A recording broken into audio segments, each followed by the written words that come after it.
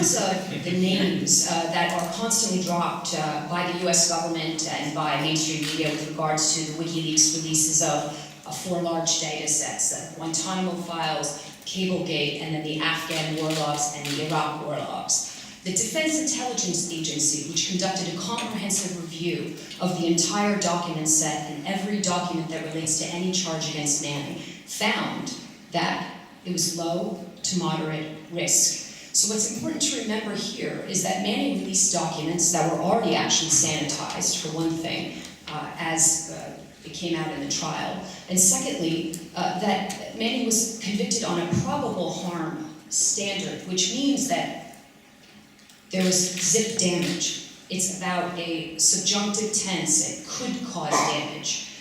Furthermore, in terms of the value of the release of large data sets, isn't it lovely that the mainstream media is going to tell the public that in the age of information, that selective leaking of a selection of PowerPoints is all that the public has a right to know.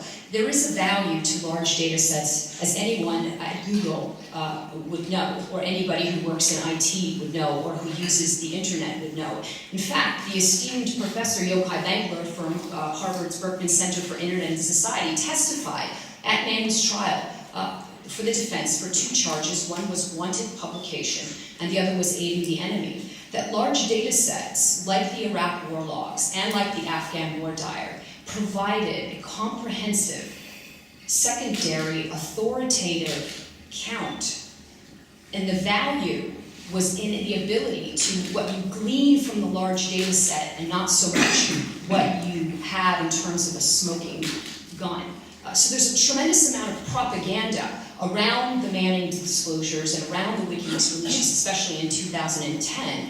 And what's important is that not only that there be oversight of not only the government, but also media's relationship with the government, the people who are making this balancing test on the part of the government. Certainly journalists have a right to work as journalists, so it's not a question of like who has more of a right.